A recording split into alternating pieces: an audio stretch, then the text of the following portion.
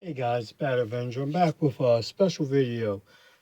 This video is consisting of books that happen or creators that once they got on a established comic book line, they developed a storyline or a direction or introduction of characters that was so endearing and so prominent that it affected the world of comic book collecting.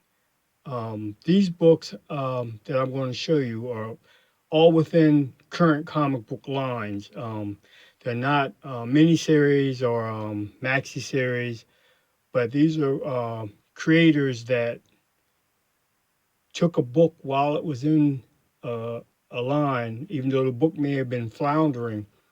But once this team or effort came on to a comic book, they changed the course of that book. And in changing the course of that book, they developed something that became iconic.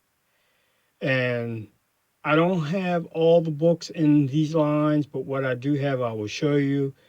I'm starting with a line that I don't have currently. I think I do, but I got to really dig to find it. And I really don't have the ability to get into those books right now. But the books that I'm talking about was in the line of Detective Comics. Neil Adams and Denny O'Neil came on that book, starting with issue 395 all the way through 419. And during that run, they took what was basically a Batman that was more or less emulating the 1960s television show and turned him into a more serious, dramatic character and upended comic books at that time. They awoke a different type of mentality towards comics, a different type of way of artistic direction in comic books, a more realistic type of feel to the comics. And during their run, they introduced quite a bit of characters. You had Talia al Ghul, Ra's al Ghul. They came out of that line. And I wish I had some to show you right now, currently, but I don't. And I am in the process of trying to get those books that I don't have. So remember, Detective Comics number 395, starting all the way through 419, was done by Mr. Denny O'Neil and Mr. Neil Adams. And after that run came this line where they came over to Green Lantern, Green Arrow. And their run on that line was from issue number 76 through issue number 89. And during their time, this is issue number 76. They introduced quite a bit with Green Lantern. Um, this is issue number 83, and that's President Lyndon Baines Johnson. This is issue number 87, the first appearance of John Stewart. And this is issue number 88. But in their line, when they had the book, they went against the Comics Code of Authority and did a story about Speedy, who was in the Teen Titans, um, developing a drug habit. And at that time, you never saw nothing like that happen. And they bucked the comics code and did the story. It was, I think, a 2-issue run. I have the second part of it, but like I said, some books I got to dig, and right now I currently don't have the means to go and dig through to pull out the rest of the books. But as with Detective Comics, they set a trend that even today, these books are most sought after because they changed the course of comics. They altered comics to a point where it became noticed not being a kiddies type of book anymore. It became more of an adult type of situation with adult issues. And if you can get a hold of the Green Lantern line, which was from issue number 76 through issue number 89, that was done by Neil Adams and Denny O'Neil. Very good books to own. Later on, this is a little tricky. Superboy came out. Well, Superboy was out way back when. But at that point, this issue here, number 197, the book changed from Superboy to Superboy and the Legion of Superheroes. Now, before 197, maybe 5, 6 issues, there were some backup stories featuring the Legion with art by Dave Cockrum, I think Nick Carty, and I didn't include them with this, which I could have, but it would have been a little bit more confusing. So I stuck with issue 197. And from issue 197 to issues 235 were the books that changed, that brought popularity to this book. This book at the time gained notoriety. It was one of the hottest selling books that DC had. Now, when this came out, it wasn't. It was just burgeoning. It just started. And this one, Dave Cockrum was drawing it.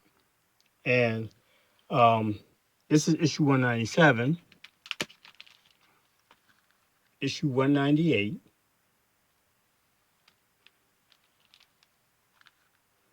199. And in this run of Superboy, a lot of things happen. You have the introduction of Wildfire, which will be showing up. This is issue number 200 with the wedding of Bouncing Boy and Dual Damsel, done by Dave Cockrum. And this is the introduction of Wildfire in 201. 203.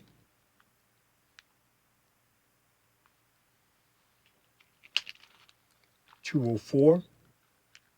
But getting back to what I was saying, you had an introduction in this line of Superboy. You had Tyrock was introduced, Dawn Star. Like I said, a wedding of Bouncing Boy, Dual Damsel, appearance of Wildfire, and coincidentally enough, this run with Cockrum. Now, getting into this, you're starting to get into the Mike Grell when he took over after Cockrum left. But getting back to Cockrum, Cockrum had developed a lot of characters that he wanted to use in the Legion of Superheroes, and a lot of them were turned down. There was a character that was called Nightcrawler. I don't know if he was named Nightcrawler, but in some of the old preliminary sketches, Nightcrawler was initially supposed to have been a character for the Legion of Superheroes. I don't know if he was supposed to have been a villain or one of the substitute Legion. Not too sure. But Cockrum had left, and I don't think they really liked the way Nightcrawler looked for the book. So Nightcrawler incidentally turned up in Cockrum's next move once he left Superboy and the Legion of Superheroes. This is another copy of 206. 207, you see Mike Grell started drawing. And Mike Grell developed quite a fan following when he was on this book. By the time he got to this book and got into it, the book was the top selling book in the DC line. This issue number here, 209, was the first appearance of Karate Kid's new suit. And multiple copies of that. 210. And he introduced a lot of the Legion to new costumes. He updated the costumes. And truthfully, I always did like the new version, the versions that were done between Cockrum and Grell better than any of the costumes afterwards. I don't think it could ever top it, even though they're kind of outdated with the big collars and the big boots, but it had a uniqueness to it that really fit the Legion. This is issue number 211, issue number 213, and issue number 215. Okay, like I said, Legion of Superheroes ran, the ones you want ran from issue 197 through issue 235 when Grill left at issue number 235. Now, getting back to Cockrum, after he left the Legion, there was a book that was about to be canceled over in Marvel Comics. And at that time, they were showing reprints. They were doing reprints because the book was on the verge of being canceled. So the way the story goes, I think Cockrum and I don't know if it was Wynn at the time went to Marvel and said, "Well, we try something different with the X-Men?" And by the book being canceled, they really didn't care, so they let them tackle the book.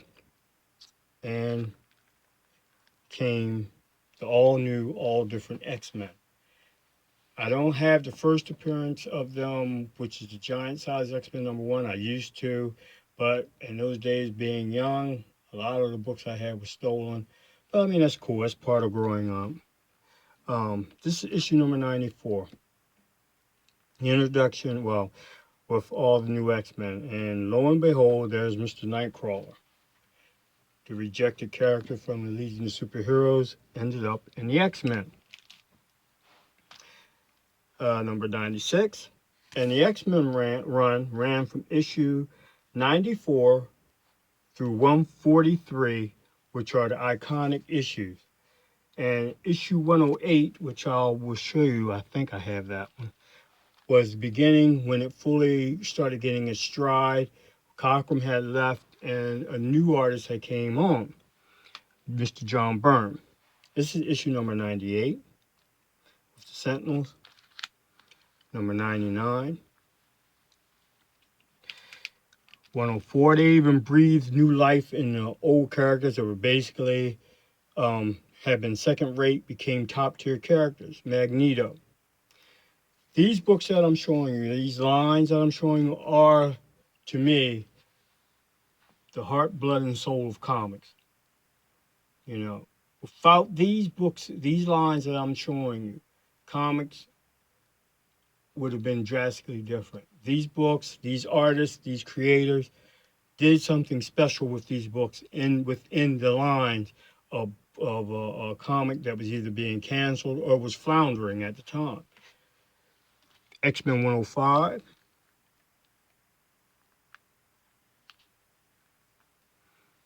X-Men 106.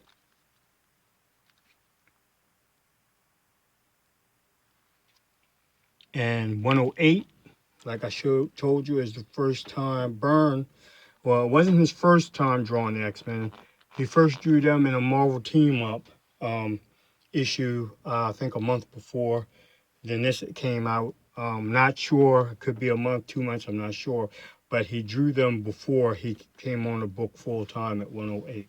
But when he came on the book, and it was a team effort with this book. You had Terry Austin and John Byrne as far as the art duties, and Chris Claremont was the writer. And to me, it was the perfect storm as far as comic book teams could go. Now, I know later on it had little problems with creativity where one wanted to go one way, one wanted to go another way. Kind of like the Beatles, they broke up. But during this run of X-Men from 94, issue 94, including Giant Size #1, through issue 143, you had the introduction of Moses Magnum, you had the White Queen, you had the Hellfire Club, Alpha Flight, Rachel Summers, Kitty Pryde, the Star Jammers, Gladiator, um, Days of Future Past storyline. All of this happened during this run. Magnificent. The things that happened in this run of comic books. And like I said, if you want a line of comic books to get, to me, like I said, these books were the special books that changed and altered perception of comic books and comic book history. This is issue number 117. Pretty good. This is a great issue to own because it's got the villain, his name is escaping me, but he's also the villain currently in the Legion television show that's behind villain that's messing with Legion's mind is the same villain in this issue here, the retelling of Professor Xavier's origin. Um, he's a top level telepath like Professor X, and very good issue on number 117. Number 118, Sunfire appearance. 119, Moses Magnum. 123, Arcade. Arcade is one villain that's hard to do, but I enjoy when you make any appearance in comic books because to me he's like a different level Joker. Um, um, that's the only thing I can say. Issue 124. This is the first appearance of Colossus as the Proletarian. 133, Wolverine. 135, you got Dark Phoenix, but I think Dark Phoenix appeared in 134, which I don't have first. 136, 139, Kitty Pryde comes to the X-Men. 116, this is a beautiful book on the inside. 120, first appearance of Alpha Flight. 126, Mutant X, Proteus, it's the son of Mior McTaggart. 129, introduction of the Hellfire Club, the White Queen.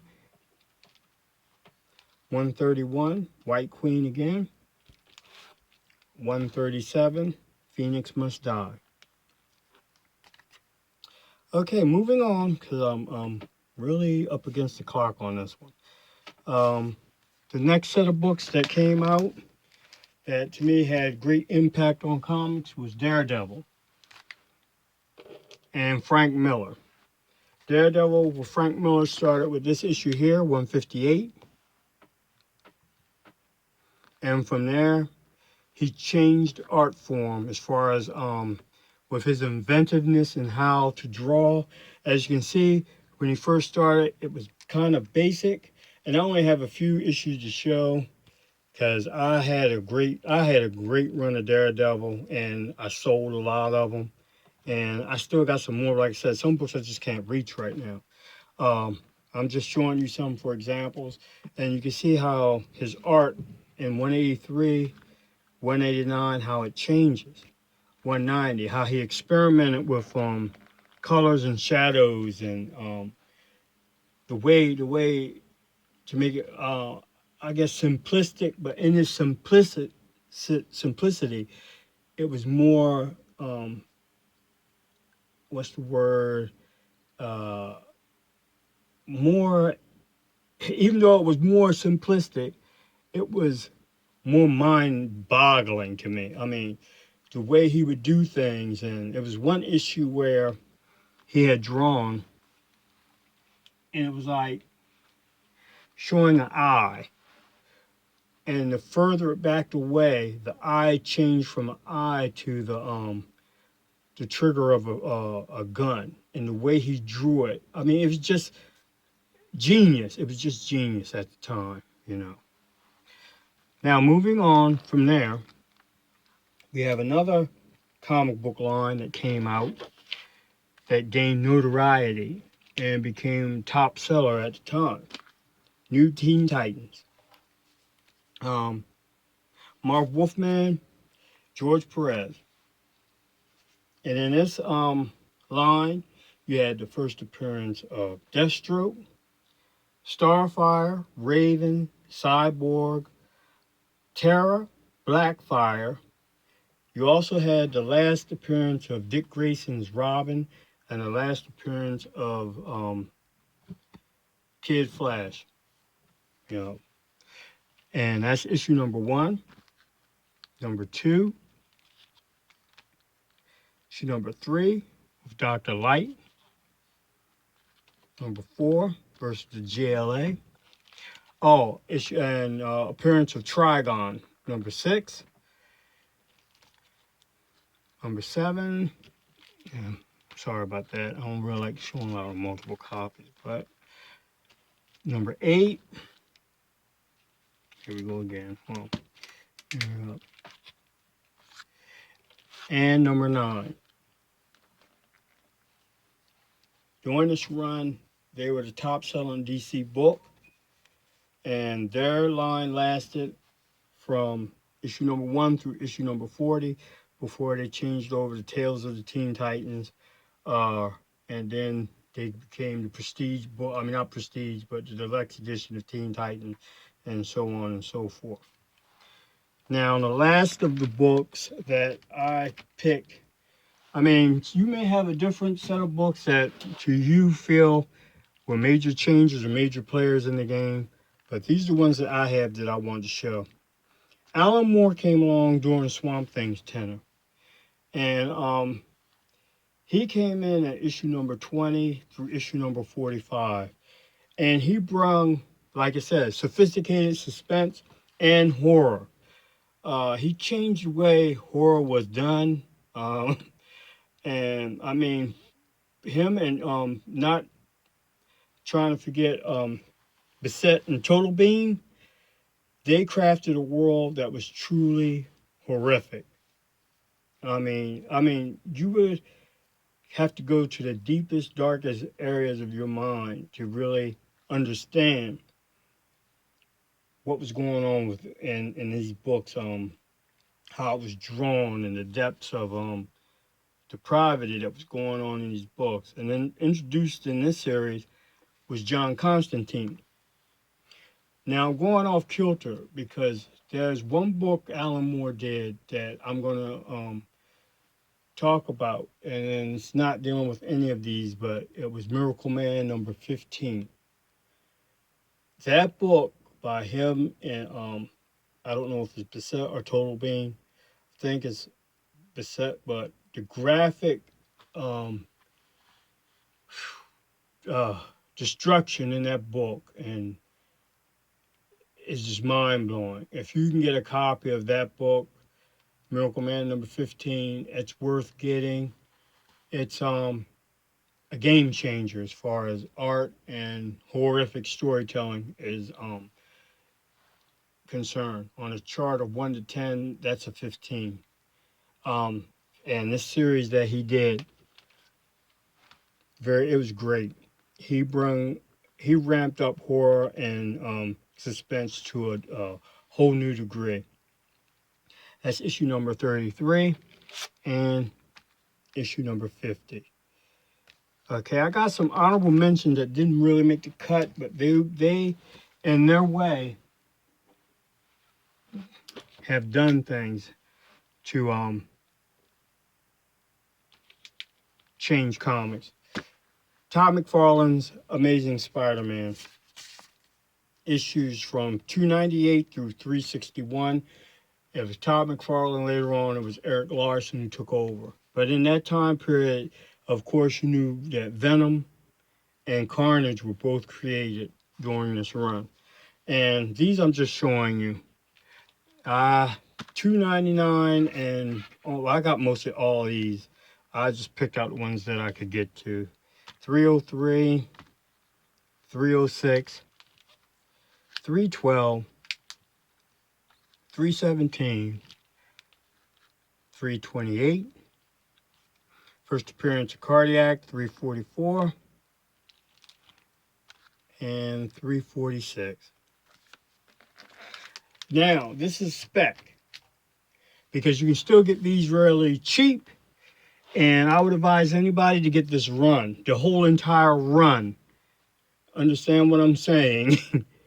I'm not world's best critic or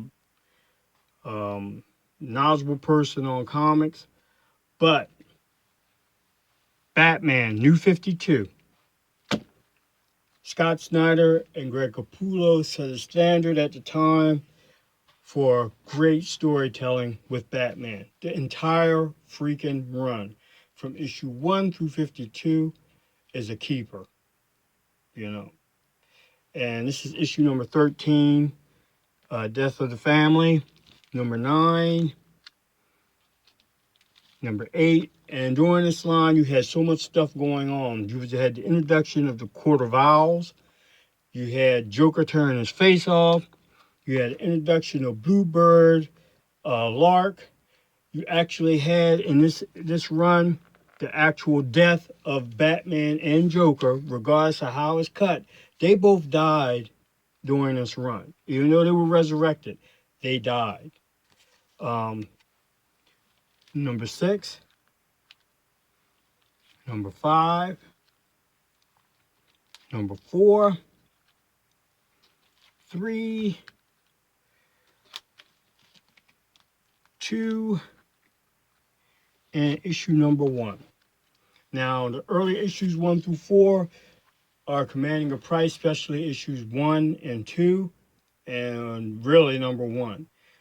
But because of Rebirth, from what I understand, is saying Batman is taking a little nosedive, but still, it's worth it. And in the long run, even though it may not be the standard, and a lot of things have changed with Rebirth, but it looks to me like most of Batman's continuity is intact. And even if it wasn't, this run of books was a masterstroke of modern comic book storytelling. Okay. Now my next video will be my 200 subscribers reveal, and I'm working on it. I'm just waiting till after the end of the day, and I'll go back and start doing everything I have to do and get the video ready. But this is Bad Avenger, giving you some information, a little bit on some of the lines of comic books that I think are most important in comic book history. Of course, there's many more that have happened, but I'm talking about where creators that came on for a while, and what they did was fantastic and special. Like I said, you have other books. You have John Byrne's Fantastic Four run that comes to mind, and some other John Byrne's Superman run. Basically, John Byrne, when he was tasked to do something with the book, he took it to a different level. And it's best for me, like I said, go for yourself and just start reading. I know in this day and age now, comic book collecting isn't about reading anymore, and it's kind of sad because to me that's the basic basis of comic book collecting.